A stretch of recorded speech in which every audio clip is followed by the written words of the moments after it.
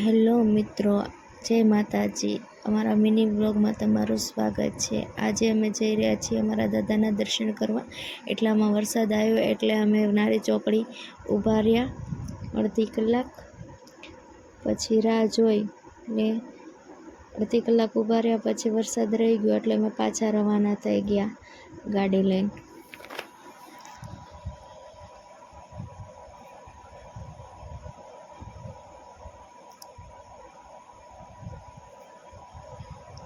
વરસાદ થોડોક તો ચાલુ જ હતો.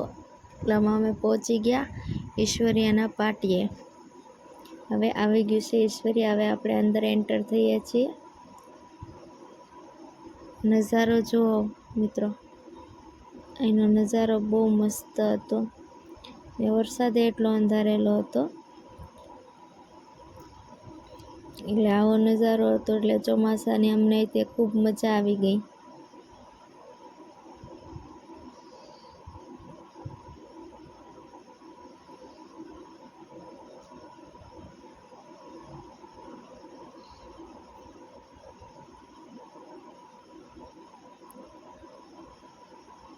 લીલીછમ વાળીઓ થઈ ગઈ છે બધી. હવે અમે પહોંચી ગયા છીએ અમારા કુર્તન દાદાએ અને મેલડીમાં. કુલદીપભાઈને મોજ પડી ગઈ છે. જોવો, બહુ ગારો છે. કિચડમાં અમે હાલીને જઈએ. કુલદીપભાઈ આગળ હાલે છે, એની પાછળ હું છું. ગોપાલ અમારી બેયની આગળ વયા ગયા છે રસ્તો ગોતવા માટે, કેમ કે ત્યાં વાડીમાં તાર ફેન્સિંગ કરેલું છે એટલે ત્યાં હલાય એવો રસ્તો નથી. એટલે ગોતવા ગયા છે ક્યાંથી હલાય એવો છે. હવે અમે વાડીમાં એન્ટર થઈ ગયા છીએ.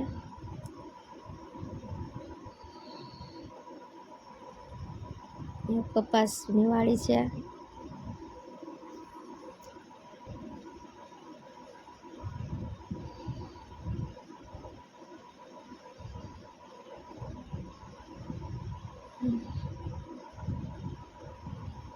કુલદીપભાઈને મોજ પડી ગઈ છે આવી વાડી પાડીને.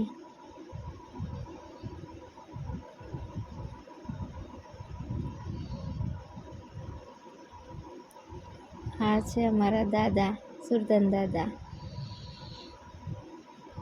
ને. હવે અમે દર્શન કરશું.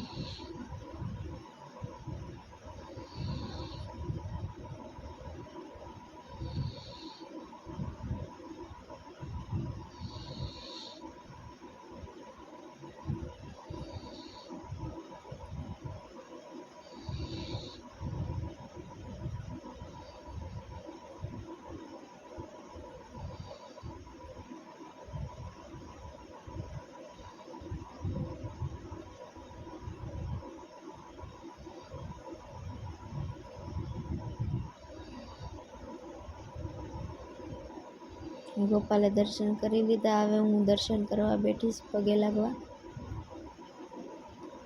એટલામાં પગે લાગીને અમે ઊભા થયા હતા એટલામાં વરસાદ ચાલુ થઈ ગયો. ફૂલ વરસાદ હતો ત્યાં, ને ત્યાં કાંઈ ઊભું રહેવાય એવું હતું ને. અમે ઝાડવા નીચે ઊભા છે.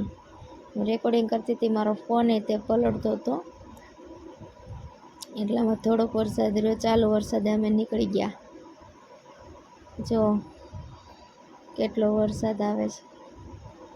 એટલામાં ગોપાલ રાયડો પાડવા માંડ્યા, ફોન પલળતો હતો એટલે. પછી અમે નાસ્તો કરવા ઊભા રહ્યા. જો ગોપાલ ભૂંગળા બટેટા. કુલદીપભાઈને મોજ પડી ગઈ.